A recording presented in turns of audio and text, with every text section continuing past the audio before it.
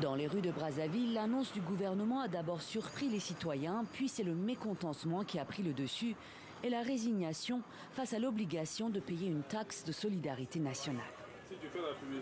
Si le Congolais en souffre, si on est arrivé là à cotiser 1200 par an pour vouloir aider l'État, c'est parce que le pétrole ne tient pas.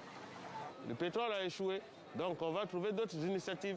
Ce n'est pas une mauvaise idée, mais c'est l'utilisation de cet argent-là, il faudra que ça soit bien utilisé.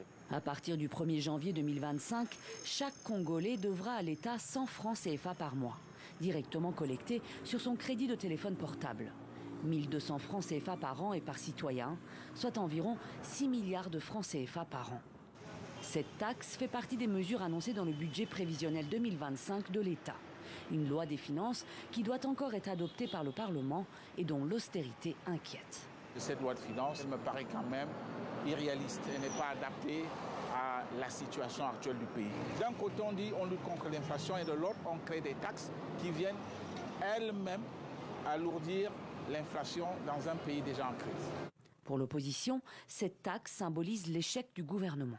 Prélever 1200 francs CFA à la population, je trouve que c'est une façon de l'enfoncer de plus belle dans la pauvreté. Vous savez, si nous sommes arrivés à ce niveau d'échec des pouvoirs publics, notamment une dette insoutenable, plus de 90% du produit intérieur brut, c'est parce que nous avons une gouvernance qui a failli. Ces dernières années, le pays a revu le budget de l'État à la baisse, passant de 6 milliards d'euros en 2020 à 4 milliards d'euros cette année. Malgré la manne pétrolière, près de la moitié des 6 millions d'habitants du Congo-Brazzaville vit sous le seuil de la pauvreté. Depuis un mois dans la capitale, les ordures ne sont plus ramassées. Les éboueurs sont en grève pour cause de salaires impayés par l'État. Tout comme d'autres corps de fonctionnaires, comme les employés de mairie, les personnels des hôpitaux ou des facultés.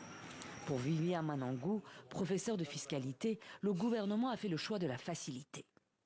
Lorsqu'on est un pays endetté, comme c'est le cas du Congo aujourd'hui, on a deux possibilités pour désendetter le pays et donc financer un budget. La première chose à faire, c'est éventuellement de créer des impôts nouveaux. C'est ce que le gouvernement fait. C'est la facilité, on crée un impôt nouveau.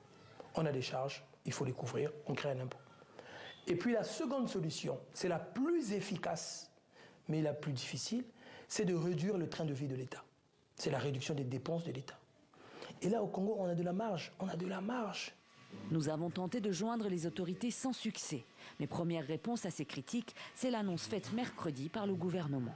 Les déplacements à l'étranger des ministres et fonctionnaires de l'État sont interdits jusqu'à la fin de l'année, l'exception à la règle étant les voyages du président de la République.